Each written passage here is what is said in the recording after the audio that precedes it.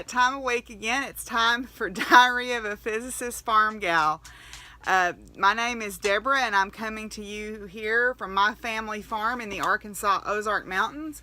And this is a podcast about my crafting. I am a rabid crafter. I like to do all the crafts. I knit, I crochet, I sew, I quilt, I make baskets, I make jewelry, I make soap. I'm learning to make candles. I like to try anything, basically.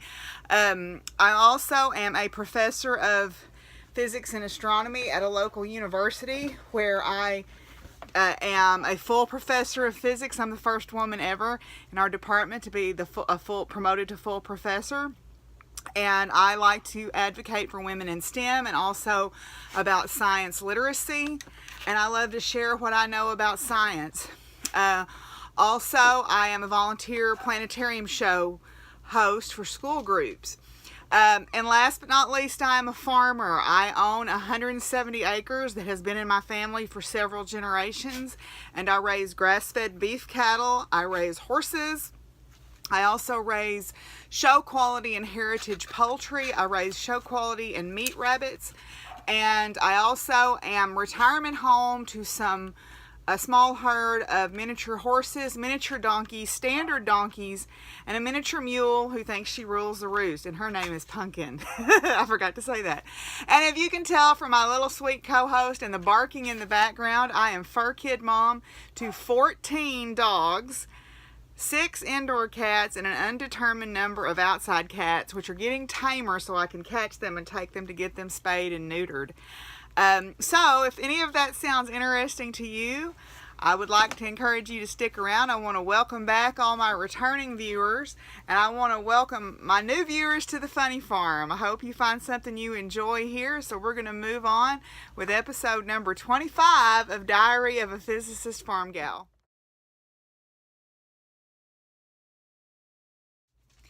Okay, if you're looking for us on social media, my dog Lucky is in here. He kind of pushed the door open like the video of the guy doing the interview on BBC with his little kid that came running in. Lucky did that right as I started recording. If you're looking for me on social media, you can find my farm Facebook page is the same as my YouTube channel name. It's Buckthorn Farms. And then also you can find me on Instagram and on Ravelry as Doc Firewoman.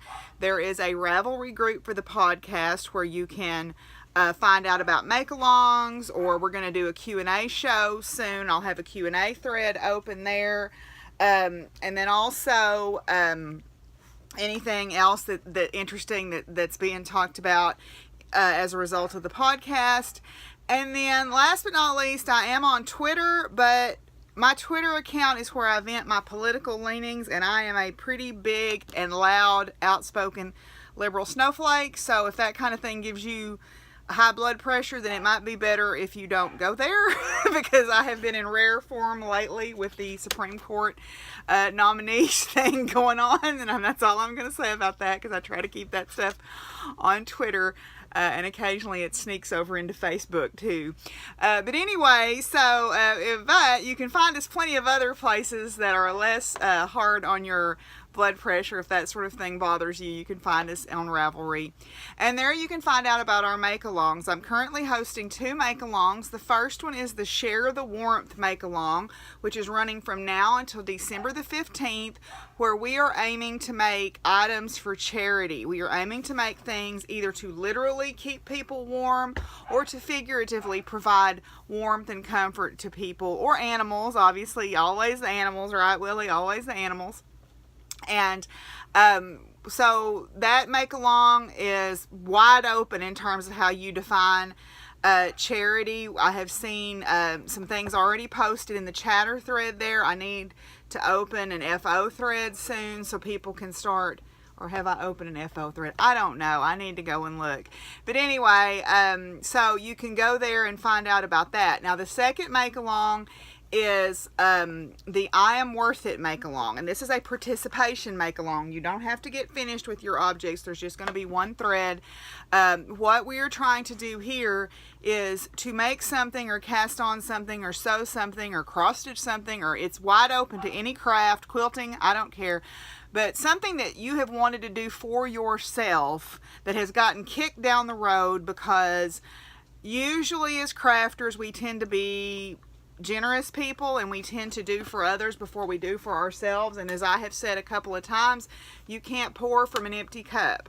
So let's cast on or start or hook or whatever we're going to do those things that we have been putting off and not making for ourselves because we're doing for others. And yes, I know the holidays are coming up, but if there was ever a more important time for self-care, it's during the holiday season, because the holiday season should be about peace and joy and unity and love, and let's all hold hands and make the world a better place. And so often it's not. It becomes just a mass of commercialism and stress about, well, family's coming, so my house is not how it needs to be. We need to take care of ourselves too. So this make-along is purposely designed for something for you. You, and me. So that is a participation only make-along. So we already have a prize that I've gotten in the mail. This is a beautiful bag from April 9 Designs. This is one of her yarn bowl bags, okay? And she gladly donated this right off the bat when I announced the make-along. It's got these beautiful horses on it, okay? And then Sparky, I can't remember if you've got any numbers associated with your name or not. If you do, I'm forgetting them right now. But she is sending a skein of yarn, and I am going to donate some, put some things in there as well. So we should have lots of prizes. I mean, I don't know whether to do one really big, nice prize or spread them around. We'll just see how much stuff I get donated. So I'm working on some other things too, so we'll see. But the main thing is, let's get in there and lift each other up and help each other out, okay? So that's the 2 make-alongs I'm running, but I'm going to tell you about some other make-alongs that are going on right now. My friend Vanessa from the A Historian Knits podcast is running a make-along that is running through the end of the year, where you can knit any of her patterns. She has a couple of sock patterns out, and I don't know what else, but she's got the ups and down socks, which I showed a few episodes back that I test knit, and now she's got the stuck in a porthole socks out, and either one of those I know is eligible for that make-along, and it's running through the end of the year. And then also a Crocheting Whovian is going in conjunction with Army Wife Knitting Life. So Jessica from Army Wife Knitting Life and Laura from a Crocheting Whovian are running a joint make-along where you need to knit something that stripes. Now, you do need to be a follower of both of their podcasts to be eligible for that make-along. So you can find them, and I'll put links to their podcasts down below. Let me go see what's bothering Wally so much, because he's really protesting about something. I'll be right back. Okay, you got 2 kids that when they just look at each other, they just set each other off. Like, he's looking at me, he's looking at me. Well, that's the way Wally and Custer are right now for whatever reason. And they were just, you know, they were just in the same room looking at each other, and Wally was not having it. So hopefully we have rectified that problem. Anyway, so the next make-along that I'm going to let you know about is Maria from Ninja Chickens released the Sirius sock pattern. And Sirius like the star constellations, not serious as I'm very serious, but it's a color work sock pattern. And she said that the test knitters, 2 of them had never done color work before, and 1 of them had never made a pair of socks before, and they were all successful at knitting the pattern. So she is having a make-along from that is running from the fall equinox till the winter solstice. So you can go over to the Ninja Chickens channel and find out about that. And she's also giving a giveaway for her 40th episode, but I'm going to talk about that later in Works in Progress. Then also the Happee Knits podcast with Yolanda. They are back now from a little bit of a hiatus from the summer, and she is hosting a fall knit along where it ends October the 15th, and it's for hats. So it's specifically for hats, which is going to motivate me to finish a hat that I've had up here staring at me for a little bit. I'm going to pull it out and work on it, I think, try to get it finished. So also too, there are a couple of other things that are going on that are not make-alongs, but they're swaps, and there's sign up is time sensitive. It's coming up. For the first one is the project bag swap, and that is by, let me get over here, Shoppe Yarns. Okay, so Shoppe Yarns, and it's Shoppe, S-H-O-P-P-E. Shoppe Yarns on Instagram is hosting a project bag swap, and apparently they did one of these last year, and it was very successful. You have to sign up, I believe, by September the 25th, and then you have to have your bag in the mail by Halloween, and your goodies, you know, whatever you want to put in with it. So you can buy a bag, you can make a bag, whatever. So I signed up to do that, and you find out who your swap partner is so that y'all can find out what your likes are, what your favorite colors are, and that kind of stuff. And you can select a Christmas theme bag or a winter holiday theme bag or a winter theme bag. It's all up to you. It's very flexible. So that is coming up. I signed up for that on the Shoppe Yarns. There is a link there where you can go and sign up for the swap. So I did that. And then also a Crocheting Whovian is doing an advent calendar mini swap for people who can't really afford to buy the nice advent calendars, which is me. You know, they all went up for sale right at the end of summer when I was just getting ready to go back to teaching, and you know, they're beautiful and I would love to have one, but coming up with that chunk of change right when I, you know, am getting to the end of summer and I haven't had a paycheck was a little rough. So, you know, I had to let it pass, and that's fine. It's just bad planning on my part. But she's doing one where it's a swap. So you have to swap, I believe it's 24 10 to 20 gram minis, and then one full skein of yarn for the last thing on the 25th, plus any goodies and stuff like that you want to include.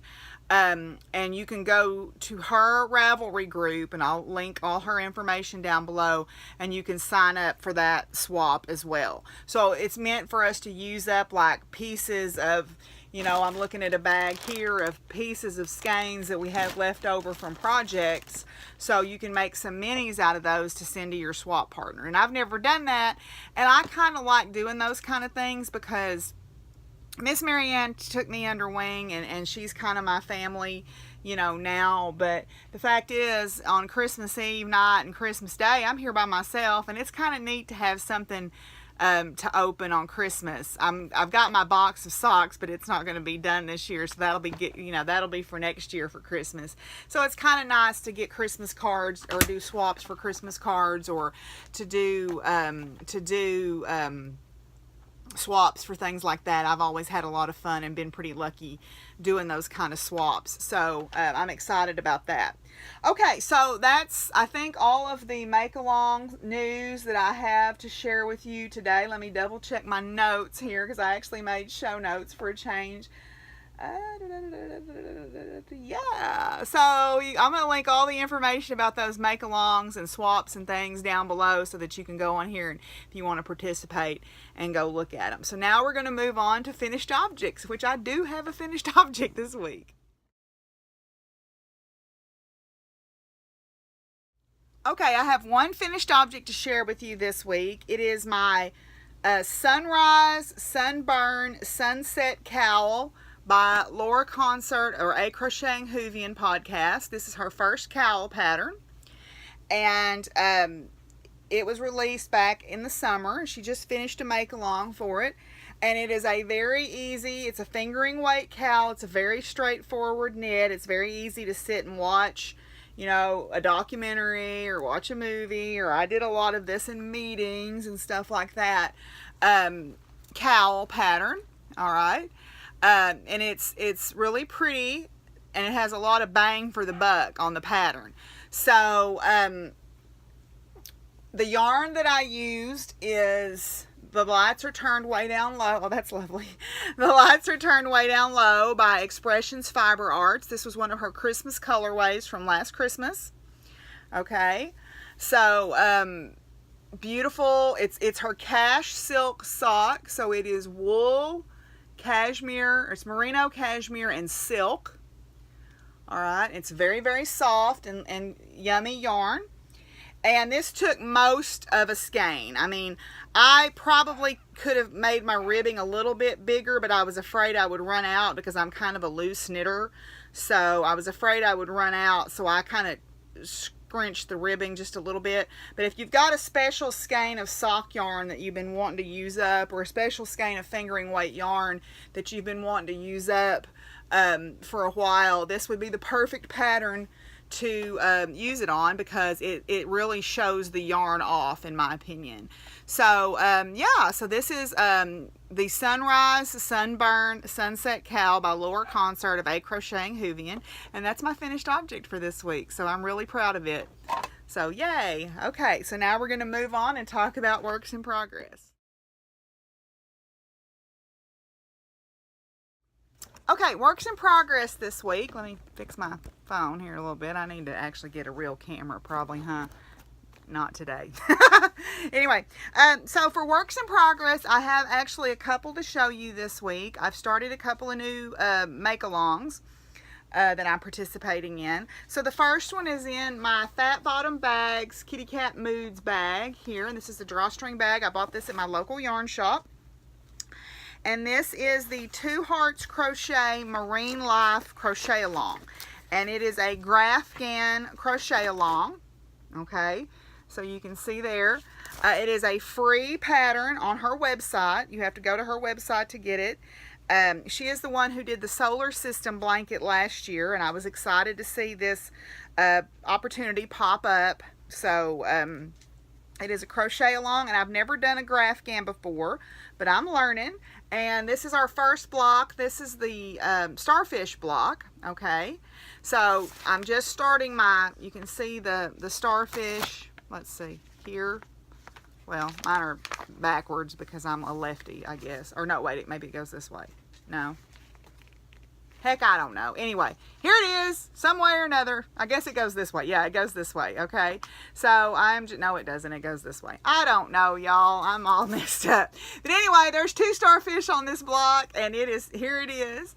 So I'm starting my second starfish right now. She just released this week's pattern, which is Blue Whales. So I've got my stack of yarn here, and I'm using acrylic yarn because I need to be able to wash this. So that is my first work in progress. I'm going to try to knock the rest of this block out tonight. It actually goes really quick once you get in the rhythm of it. I just had to learn how to carry my yarn because I don't like to weave in ends, and she wants you to cut the yarn and move it, and I don't like to do that. So I found a tutorial online by One Dog Wolf where it showed how to carry the yarn across, like when you're changing color across. So her method seems to be working pretty well for me, so I'm going to keep using it instead. So anyway, so this is my first block of my Ocean Life, or my Marine Life, excuse me, crochet along. That is the starfish block, so you can see it better a little bit there. So it's been kind of fun to learn how to make these Grafgans. I've never done these before, so it's been kind of fun to learn. Okay, it kind of opens up a whole new world of possibilities. Okay, so that's my first work in progress. My second work in progress is the In the Rough Mystery Knit Along. So if you are participating in this Mystery Knit Along, you need to skip ahead about 3 minutes. I'll put a timestamp marker or something. Well, no, I can't really do that. But anyway, you need to skip ahead about 3 minutes. This is the In the Rough Mystery Knit Along by Michelle Steed. Okay, and I showed the introductory page last time. This is, or Crafty Flutterby, I believe is her Instagram name. So yeah, so look away or go on by or whatever if you need to keep from seeing this. I am using the two yarns are Primrose Yarn Company Blackberry, and then Expressions Fiber Arts Snow Leopard. So this is a Sophia, so this is an MCN, and then this is a Merino Silk blend, 50-50 blend. So that's what I'm using so far. I'm almost done with Clue 1. Clue 2 comes out on Thursday. Okay, so I'm almost done with clue 1. So this is what I've got so far. And I think it's called In the Rough. It's kind of hard to see with this lighting, but there's a diamond texture, so like diamond in the rough. I've got about 6 more rows to go on this section, and then there's another section that's about 12 rows that I've got to do, but they aren't taking very long right now because it's small. This should be interesting though because it's beaded, so I'm excited to see how that all works out because I've never beaded anything. So anyway, so far so good on that. I'm excited about that. So I'll put all that back. Oh, and that is in my April 9 Designs Playful Otters bag. She is April 9 Designs on Etsy, and she is the one who donated the horsey yarn bowl bag to the Makealong. So thank you for that, Charlotte. And she makes beautiful bags. So there you go. Okay, now,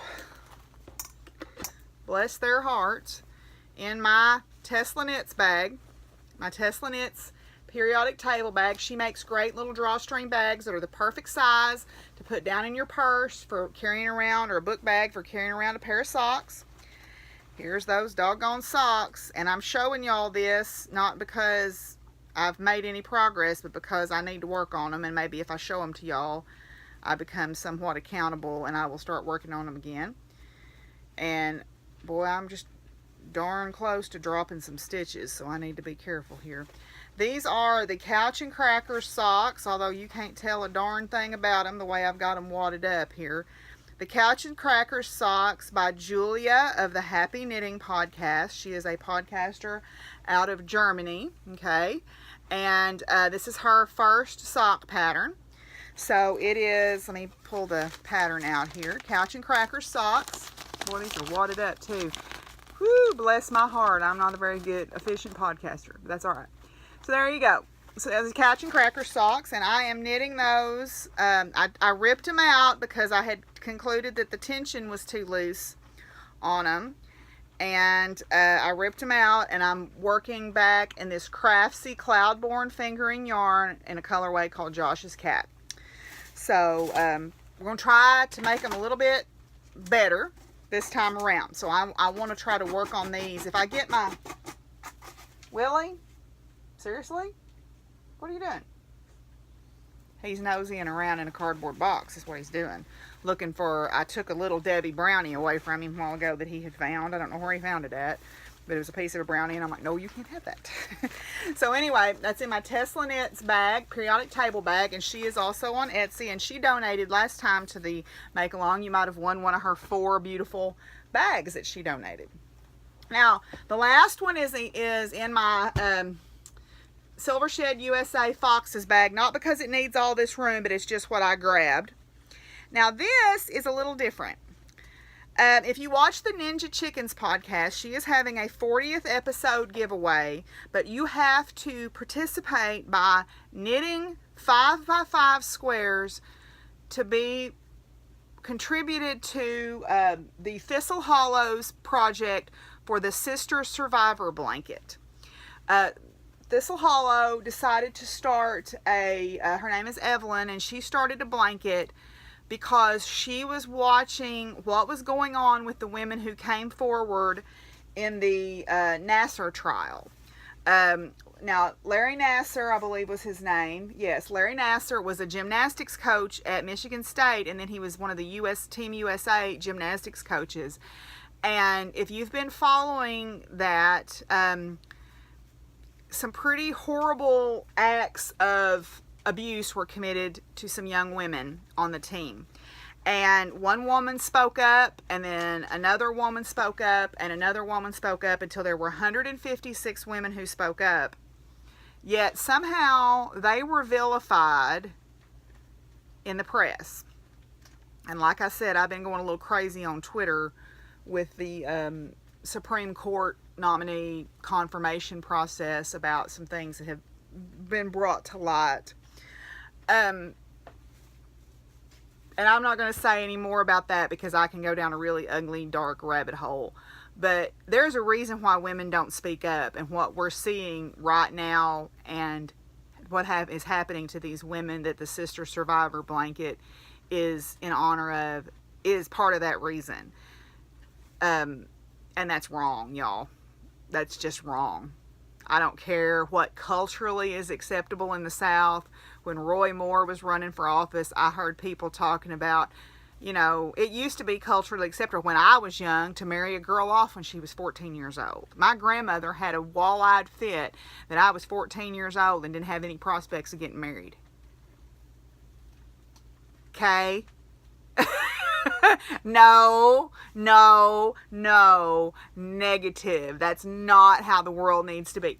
Anyway, like, I wasn't going to go off about that, but that was my little mini rant. But anyway, Maria is collecting squares, and for every square you get an entry, and there's 3 different categories of prizes. There's a knitter's box, a spinner's box, and then a kid's box, and you can enter to win any of them. You just let her know, and you can enter with as many squares as you want. So all I'm doing is just a very simple bias square, like you would knit a washcloth. It needs to be fingering weight, and it needs to be super wash, and it needs to be 5 by 5, 5 inches by 5 inches.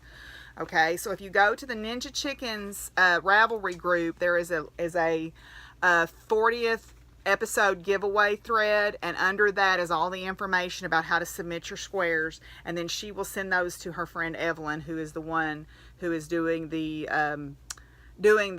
blanket. Or if you want to just go to the Thistle Hollow Ravelry group, there's a thread on there if you want to just send them directly to her.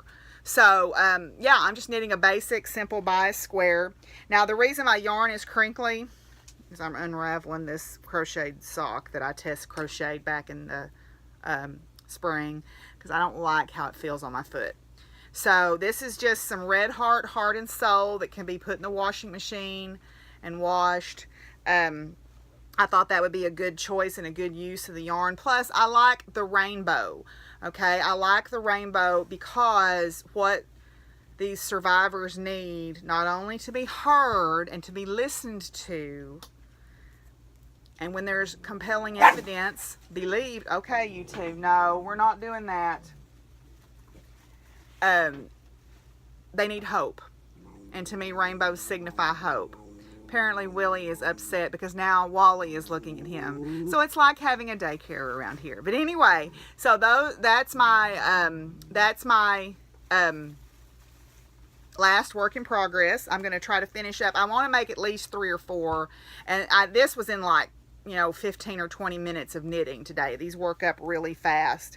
So I want to try to make several of those and send them to Maria from Ninja Chickens, because I respect her a lot for stepping up to do that. And I respect Evelyn for doing that, because sometimes when you step up like that, people scream and yell and call you horrible names, but you know what? We got to start doing it. Anyway, so now we're going to move on to future crafting. Okay, I guess I should call this segment Once and Future Crafting. Kind of like the book about King Arthur. Because what I'm going to show are some things that I started and got put on ice, and now I feel motivated to pick back up. So the first one that I'm going to show are my quilt squares. These are those log cabin quilt squares. I got all the quilt squares done, and then I came to a screeching halt on putting them together. So I've got 48 of these squares. I need to clean them up, trim them up a little bit, but I've got 48 of these squares. And so what I would like to try to challenge myself to do by next week is to get this top set together. So that's one of my once and future crafting projects. The next one is, and I just dropped it on the floor. The next one is, because of Yolanda's fall make-along, I want to finish my sheep love hat. And by finish, I mean get past the ribbing. Get past the ribbing, because I would like to practice color work, because I want to make that hat that has the moons on it. So I want to practice my color work. So I am literally just on the ribbing. I think I've got about 1 inch of ribbing, and it calls for 2 inches of ribbing. So I'm going to start carrying that with me. I have a bag that I carry to work, And when I have a little bit of downtime at work, maybe in between classes or at lunch or something, I'll work on something a little bit. So I'm going to put that in my bag for work so that will encourage me to carry that with me. The last once in future crafting that I'm going to show is a very, very old one. It is a panel that is appliqued, and what this was a strip of the month quilt, and each month you had a different quilt block you had to make, but there was a little piece of applique work that you had to do. And Deborah is not good at applique, but I'm trying. So this is what no, we're not fighting over an empty potato chip bag. We're not doing it. Okay, so like that's come unstuck there. But anyway, so this is it's needle turn applique. That's supposed to be a snail there. I've got to put his little antennae on, and so each month there was a different something you had to put on here, and then that goes at the top of the 11 strips that you make, or I guess it's 10 strips, because the 12th month is the flying geese border, which I haven't made yet. So this has been literally sitting waiting since I moved home. So it's time to work on it. Yes. So that's all of my once in future crafting. I have got that Gothic Angel mystery knit along, but I didn't go to work today, and I will explain why not in the farming section. And so I didn't get to print out the picture, and I thought, well, it's not very exciting to talk about something when you don't have a picture. So we're going to move on now and do acquisitions. This is all the crafty content for this week. So if you want to hear about science and you want to hear about the farm and all that, carry on. If you don't, I'll see y'all maybe next time. And so now we're going to move on to acquisitions. Okay, I only have 2 acquisitions this week. And one of them is yarny and one of them is fabricy. As I mentioned, I'm doing the Gothic Angel mystery knit along, and I have wiffle waffled around on what I wanted to do, what yarn I wanted to use on that. And I bought this yarn, and now I've decided not to use it, but I bought it anyway. Because it is a lace knit, it's a lacy shawl with beads. It's by Boo Knits, and if you look at her patterns, they're all very lacy, but they're also kind of edgy, and I like that. And I knew I wanted something kind of dark and kind of gothic-y, maybe Halloween-y, but then I picked out just some straight black yarn, and I thought, no, I don't want to do that. And then when I was at the event at the Escape Ranch, I was listening to the Mama Gina concert, and I was scrolling through Etsy, and it needs to be lace weight yarn. So I found the Thoughtful Rose Supply Company on Etsy. I believe she's out of Texas. And what she does is she thrifts old sweaters and unravels them. And this is 100% cashmere yarn. Now there is one knot in it, which is fine. You can pay more for skeins that don't have knots, but I think there wasn't that option on this one. But she unravels old thrift store sweaters, cleans the yarn, and reskeins it, and then sells it at a bargain price. Okay, and this is a beautiful, it's kind of hard to tell, beautiful cobalt blue color. I don't know. Let me see if I can get that to focus. Maybe not. It's more true to color back here. It's a beautiful cobalt blue color. And I thought, oh, that would be cool. And then I talked myself out of that because I found a skein of yarn at the yarn store, at my yarn store Knit Two Together, that I'm going to get. I've got to go pick it up when she opens up this week, because I was waiting to get my fair premium check, which I only got part of because apparently there was a glitch in the computer, so I just got my crafting premium check. But that's enough to pay for my yarn and to pay for my yarn dyeing class at East Texas Fiber Festival with Logan and Jose from Leon Alexander Yarns. So anyway, Thoughtful Rose Supply, I'll link her down below. But if you're looking for some beautiful vintage yarn, she's got a lot. The other thing that I got, because Lord knows I don't have enough craft panels, was I got a Halloween Kitties craft panel. Oh, it's got a pin in it, but so it's Halloween Kitties. Okay, it's a door panel. And then I got the cute little backing fabric to go with it. So I've got that in my pile of goodness, and that's going to go in the Pile of Doom 2.0 version for guess what? Next year's fair. Anyway, so that's my 2 acquisitions for this week. It's kind of short and sweet this week, but I ordered a couple of things, so they'll be coming in the mail, and we can talk about those when they get here. So anyway, yeah, so now we're going to move on and talk about science. Okay, I had a couple of different things I wanted to share this week on the science thing. The first one was actually crafty related too. I joined a quilt along, which I haven't been keeping up with, but I joined it to get the patterns. It was called Save the Bees, and it was by Jacqueline Steves, and it's all applique, and we see how good I am at doing applique. But I wanted the patterns, so anyway, so the you sign up for her newsletter. It's called The Art of the Home, or The Art of Home, and she sent a really cool email today that caught my eye that said, the thing was, you can't argue with science, and science was in all capital letters. So of course I'm like, oh, what's that?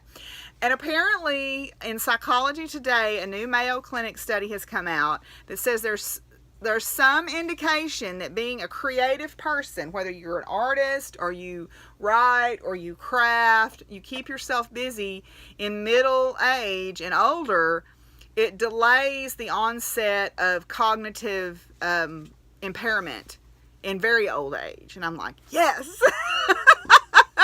Yay. So let me see if I can quickly find what it said. It said, one of the most compelling studies that was recently conducted by the Mayo Clinic and proposed that people who engage in art activities, painting, drawing, sculpting, crafts like woodworking, pottery, ceramics, quilting, sewing, knitting, in middle and old age may delay cognitive decline in very old age.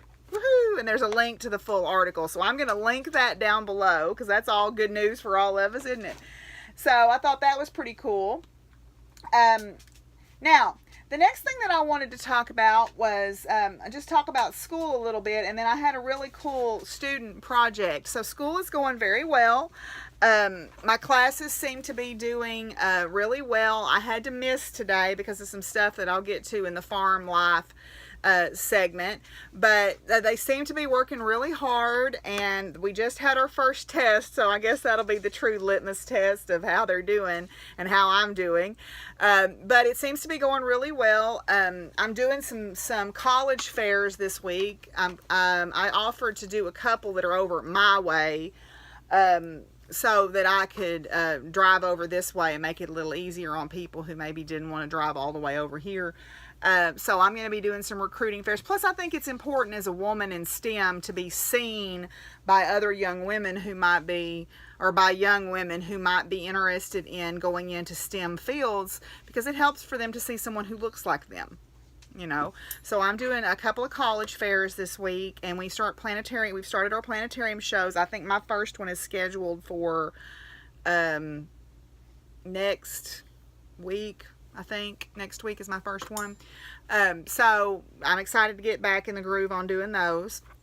Now, one of the things I have my students do in class is, because I want them to see that science is alive and is still progressing, and there's still really cool stuff out there and how science can maybe relate to everyday life, I have my students do these little mini talks on Friday called Fireside Chats, and I stole that from, FDR and the idea of the fireside chat. But what I want them to do is do like maybe a 3 or 4 minute talk on some topic that they found interesting. So this week I have a student who has cochlear implants, and he talked about how those worked because they were related to the class, and I was amazed. I didn't know how these things worked, and it's amazing what that they can do if you really think about it, because there's 2 kinds of deafness, apparently, the way he was explaining it. You can have hearing loss through damage to like the eardrum or to the cilia in your ears, or you can have nerve damage, which in his case, his cochlea has none of the nerve endings that cause us to be able to hear.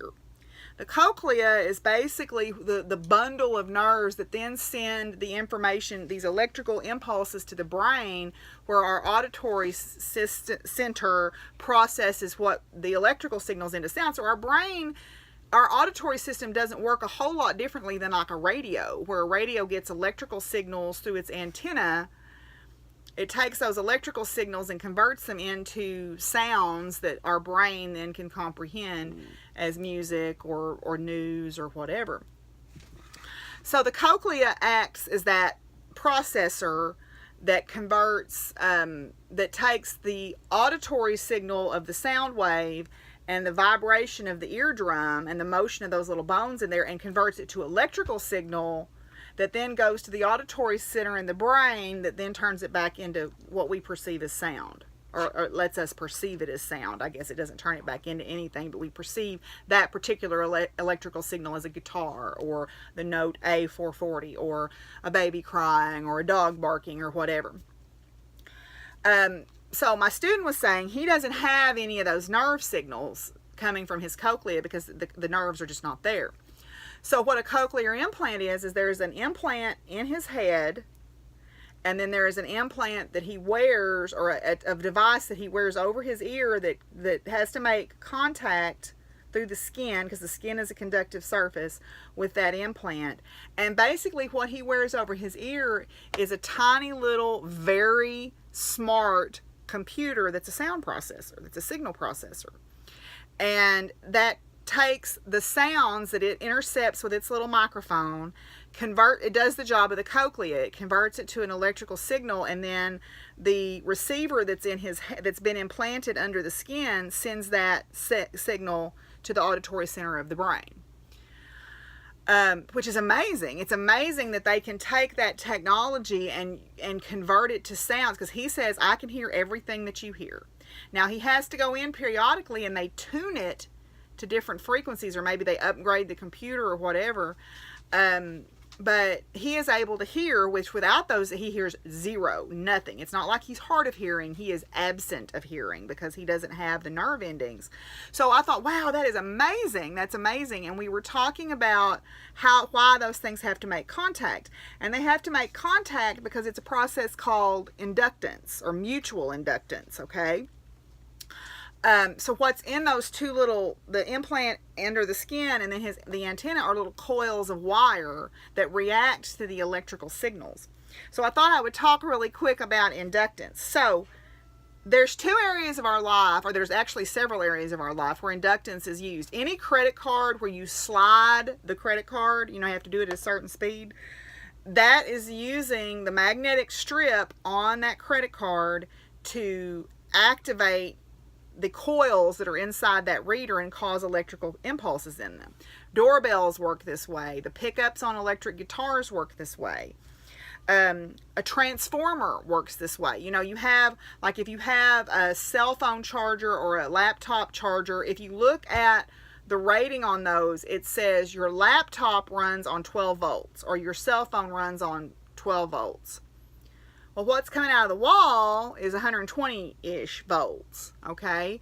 So that's too much. So what we have to do is we have to transform that voltage, and there's two things that has to happen. The first thing that has to happen is it's too much voltage, so I have to step it down to a lower voltage. The other thing that has to happen is called rectification, because what's coming out of the wall is an alternating signal, and both your cell phone and your laptop, because I'm recording on my cell phone and my laptop sitting right here, need direct signal, like off of just a regular battery. Okay, so you have to rectify the signal. Basically, you smooth it a little bit to make it act more like direct current instead of the alternating current that's coming out of the wall. Now, we're not going to talk about rectifiers because that's a little bit more complex, but transformers are actually fairly easy to understand. There's two types of transformers, and I've drawn one here. So what you have is you have the input side is called the primary, so P for primary. This would be what was coming from the house, okay? And then this is the output side, which is the secondary. This was what would lead to your cell phone or your laptop or whatever. And this is called a step-down transformer because the primary has more coils than the secondary. Now, these two things are not connected electrically. They're not connected by a wire. They're just near each other. Usually one is wrapped around the other, but for purposes of seeing what was going on, I drew it like this. So what happens is current or voltage, electricity comes into the primary, okay? And the signal that we're getting from the wall is an alternating current, because what you buy from the electric company or what your provider provides is an alternating current. And that's what is, and the reason they do that is it's more efficient to transfer it down the lines and all that stuff. Nikola Tesla was right. Thomas Edison was a jerk. You can look that up. But anyway, so it's more efficient to transfer it, and it's safer. And so what happens is there's a rule called the inductance rule that says anytime there is a changing magnetic field. Now, what you need to know is that coils have magnetic fields just like magnets do. That's how you can make an electromagnet, is passing current through a coil. But they have to be changing in this case. So the alternating current flip-flops the polarity of the magnetic field, kind of like a north and a south pole on a magnet. And it flip-flops back and forth at the 60 hertz cycle that's coming out of your wall. So what happens is this changing magnetic field stimulates this wire to have a field, which causes current flow in it. So even though they're not touching each other, because they're close together and this one's magnetic field is affecting this one, I can induce current flow in this one. Now, how much current flow and how much voltage is a function of the ratio of this number of coils to this number of coils, okay? And again, the reason this is called step down is there's more coils in the primary than there is in the secondary. So there will be less voltage in the secondary than in the primary. So if I want to go from 120 to 12, if I want to start with a primary of a 120 to a secondary of 12, the ratio between those two numbers is 10. I need 10 times more coils over here than I do here. So if I've got 100 coils in the primary, I need 10 in the secondary, and that'll take my voltage down by a factor of 10. And then that way my stuff will work. Okay, I can also have step-up transformers that are flipped, where the secondary has more coils than the primary, but for our purposes, these are a lot more common. Okay, but you see these like outside your house. If you've got a power pole outside your house, there's usually a round fixture on it. That's a transformer, and that's transforming the line voltage that's coming from the line from the substation, which is, several thousand volts usually, down to 120 volts to your house. Okay, or if you go to a substation, that's just a whole bunch of transformers, okay, that are transforming the voltage from the big transmission lines down to the smaller value to go on the smaller transmission lines. So the way that works is there has to be a changing voltage over here, so that alternating current voltage that's happening because of the generation system is causing a changing magnetic field here, which then stimulates or induces a changing magnetic field here. But how much electricity you get is a ratio of the coils. Depends on the ratio of the coils. Now, the other place where you see this fairly often is in a generator. So this is a generator. Now, this is a terrible picture. This is why I am not an art person. I am a physicist. But what you've got is a coil of wire, a big coil of wire, and inside that you have a magnet that you turn. So what a generator does is it takes a gasoline-powered motor to spin this magnet. So because I'm spinning this magnet around, the field is constantly changing inside that coil, and that induces current flow in your coil. So your generator that you have when the lights go out, you'll hear the engine, like with my whole house generator, I count to 10, I hear the engine power up, it starts to turn those coils. Now it has to turn them at a high enough rate that it will generate enough voltage to cause my lights to come on. Okay, so your little, and the size of the generator, or the amount of power that a generator puts out, is a function of how big the coils are. Okay, so same thing with your gasoline powered generators, like the 1500 watt ones that people use like at deer camp or for camping or whatever. There is a gasoline powered, or in my case a propane powered motor that turns the magnet around in these coils, and because the magnet is spinning, the magnetic field inside this coil is constantly flip-flopping in direction, and that causes electrical current to flow. So that's how a generator works, okay? And those both use the principle of induction. So that's what the cochlear implant is doing also. It has an electrical signal which passes through the coil, which creates a magnetic field, kind of like over here. And that changing magnetic field induces electrical current in the coil that's implanted, which then sends that information to the auditory system of the brain. So there you go. There's your science moment for today, written on the back of an envelope because I didn't have any paper here. Oh gosh. So anyway, so that's enough science. If you wake up, if you're still with me, come on, wake up.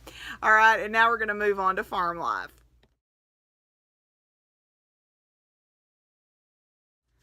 Okay, so farm life has been dominated for the last week by the county fair. And if you watched my shorty video, you kind of saw all of that. I hope you enjoyed watching that. It was fun for me to make that and to visit with my friend Jason. And I had a couple of other interviews with some kids, but I didn't want to put them in there unless I asked their parents' permission. And so I asked one of them and she never answered me, so I just deleted it.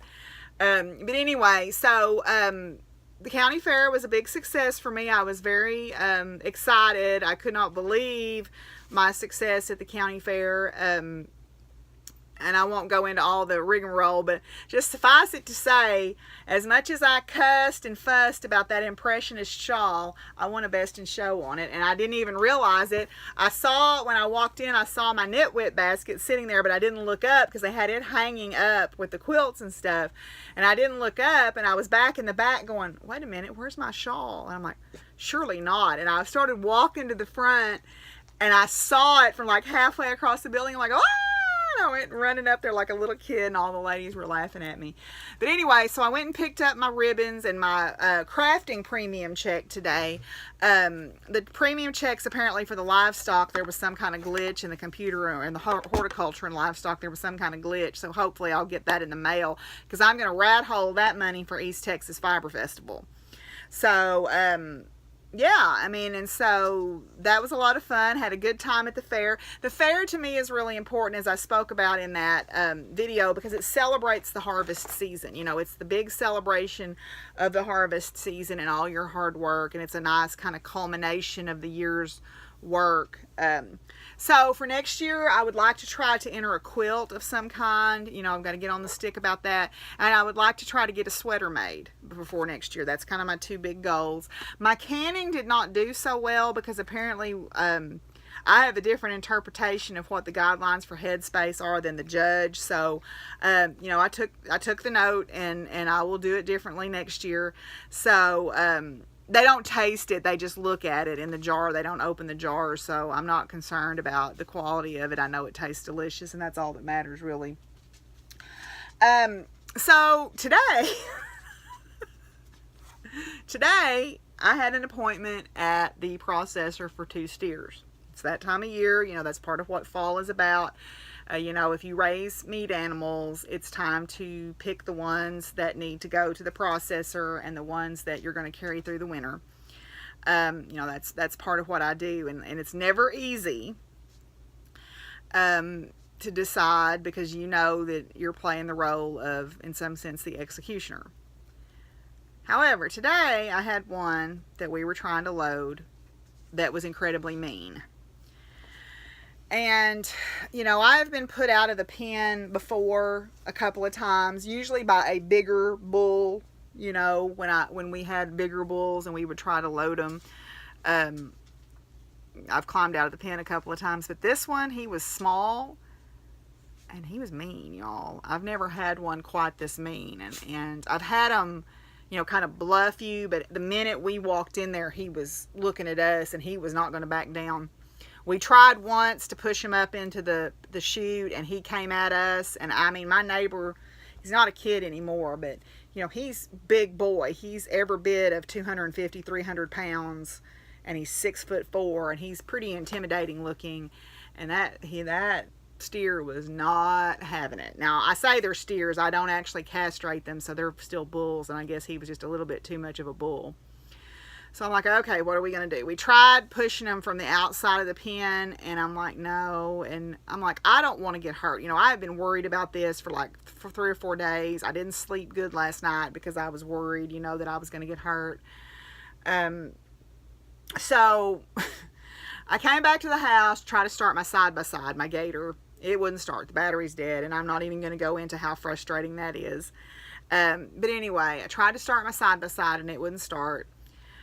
So I looked at my car, and I thought, my car will fit in that pen. So I drove my car back over there, and I herded cows in my car in that pen and got them up in the loading chute. It was a sight to see. I'll never be internet famous because I never think to have somebody record that, but it was pretty hysterical because I loaded them. They got up in there, you know. I honked and had my sorting pole, and I had my arm out the window banging on the hood of my car and yelling at them, and we got them up in there. But anyway, so we did get my objective was to get that mean one, because I can't be, and he's even bowed up at me just out in the pasture when I've been putting feed out. And as a person who works alone, I can't have that. You know, I can't have one that's that aggressive around. So anyway, so I did take 2 steers to the processor. I've got both of them sold to people, and that will pay for the hay for the rest of them for the winter. I was kind of thinking about a book I read one time about the Druids, and about how even back in the day, you know, and I don't know if there's any historical confirmation of this or not, it was a fiction book, but about how, like, you know, older people who thought, well, I'm not going to make it through the winter anyway, they would you know, go out into the woods or whatever, because they knew that there was only so much food.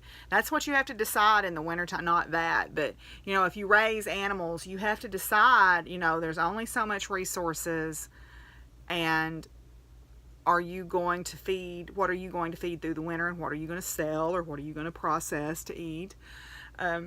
That's part of having a farm, having a beef herd. That's part of it. And it's, you know, and we've talked about this before, you know, I don't do these things lightly, but it is part of that bloodline that I'm part of, and I take it seriously. It's a sacred duty, and sometimes the sacred duty is dark. Sometimes the sacred duty is sacrifice. Sometimes we are the midwives of death, not just the midwives of birth, as my friend Byron likes to say. So anyway, that was on my mind this morning, but it was funny watching me load the calves with the car. But that's why I did not make it to my class today, because I had canceled my 8 a.m. class, and I thought that I'd be able to get there by 10, and by the time that was all over with, that didn't happen. So I've also been watching, again, you know, I talked about Edwardian Farm and Victorian Farm, and I just finished watching Wartime Farm, and I've been watching Tales from the Green Valley, where they are a Tudor era farm, I think. 1600s? Yeah, 1600s. I don't know if that's Tudor era or not. But they talked about in the Wartime Farm about how the farmers were put to the grindstone about producing enough food for Britain, because Britain was isolated during the war from their food supplies. And so they had to really redouble their efforts to grow more food crops, which meant that a lot of animals got slaughtered, which was a shame, because a lot of animals, you know, a lot of farm animals were slaughtered in sort of a mass slaughtering because they couldn't afford to feed them. So that's a very extreme example of what I was talking about. But also just watching how they made do with stuff and reused things. I think that's a good lesson for all of us to take away from that. Try to reuse whenever possible and not waste, and use sustainable things instead of maybe plastic wrap and sandwich bags and stuff like that. Try to find more reusable ways of doing things. So now, you know, I went through my chickens, and I had some extra roosters, and the chicken man wanted them, thankfully, so I didn't have to butcher those, just because I'm not very good at butchering chickens myself, because there's some tricks to doing it, because with chickens you have the worry of salmonella, and so you have to know how to process the birds to keep it safe. So he wanted them, so I took him all of my pigeons and the 2 extra roosters that I had, and I swapped him for 5 new young pullets. So that'll get my egg laying flock up to about 20, which will be good because I have people wanting to buy eggs from me. And then I also rehomed 4 of my rabbits. I got rid of all the rabbits that were not pedigreed rabbits. Gave them to a lady who got them for her daughter. So they all went to a good home. So that was good. So now that gives me a little bit more cage space, you know, to focus on the show rabbits that I want to keep doing, and the meat rabbits.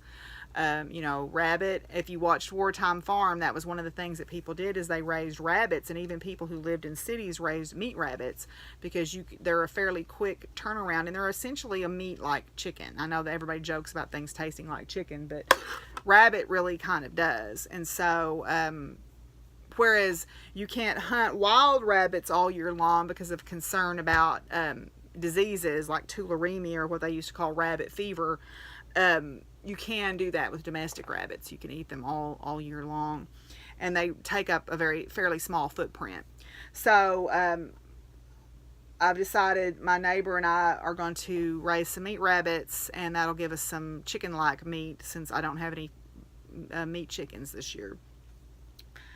You know, I've noticed some things about the light is different. Like, I was outside a while ago and I was noticing the shade has moved. You know, this one area of my yard that normally wasn't in shade till late in the day is in shade earlier in the day.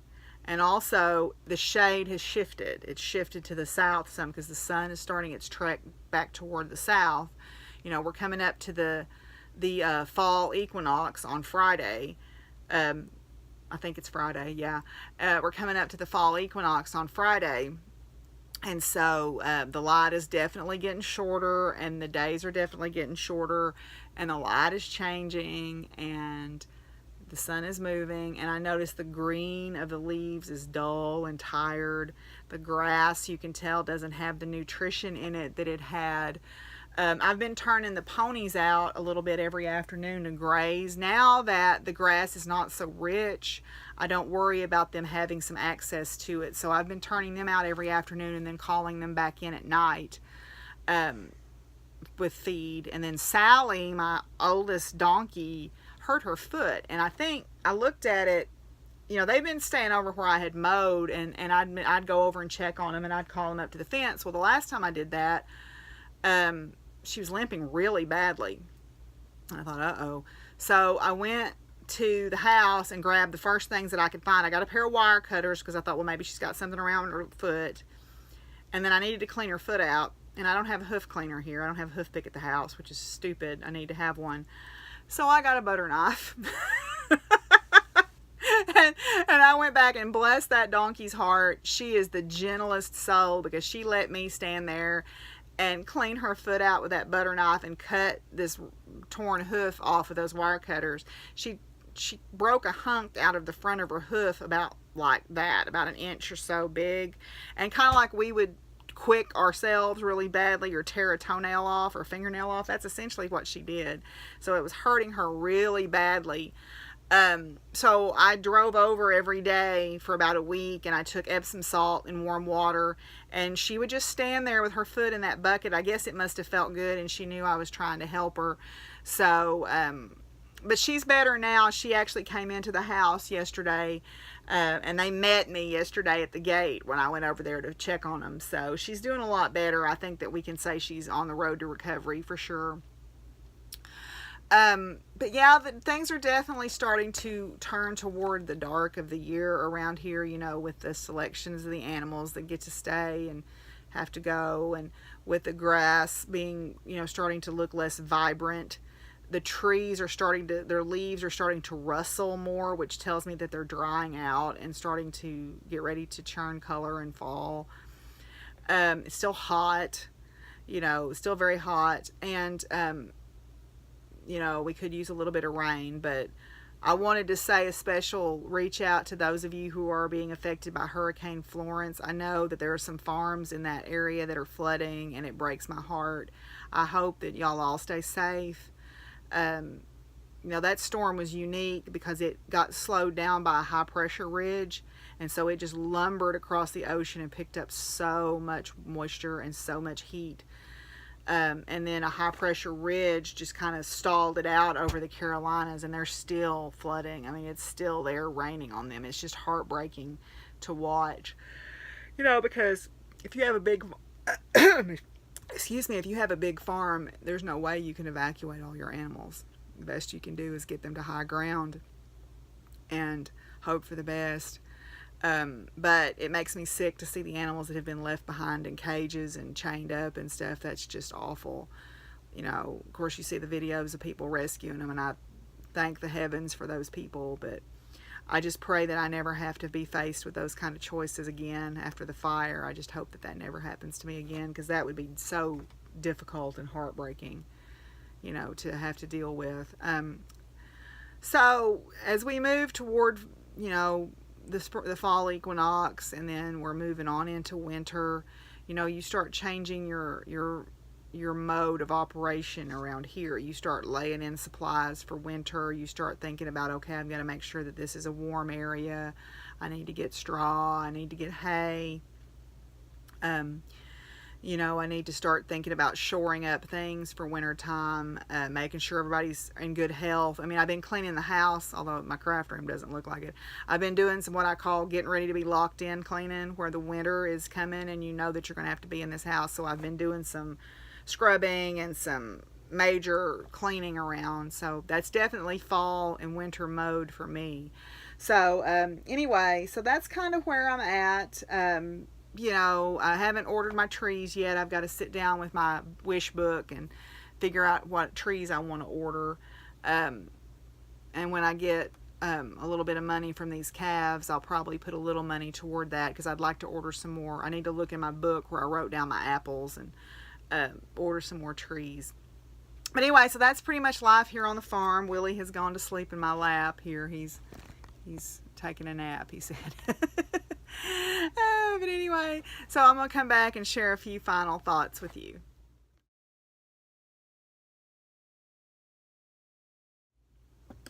Okay, guys, I think one of the things that I'm thinking about doing is doing a Q&A episode. I don't know if y'all would be interested in that or not, but if you are, I'm going to start a Q&A thread on the Ravelry Group, and if you've got any questions that you'd like to have me answer on the podcast, let me know, and I'll do my best to answer them. And then, you know, I've been thinking about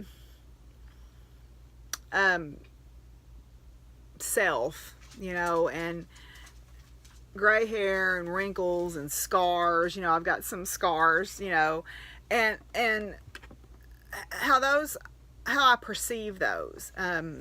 You know, rather than seeing them as flaws, I see them as signs of wisdom and that I've lived a life, you know. And one of my Facebook friends posted a poem called I Worried by Mary Oliver, who, if you're familiar with her poem Wild Geese or The Journey, I shared The Journey on my Instagram today, but I saw that poem and it really hit home with me, because you can live life in one of two ways. You can worry about what's going to happen, or you can live, because worrying usually comes to nothing.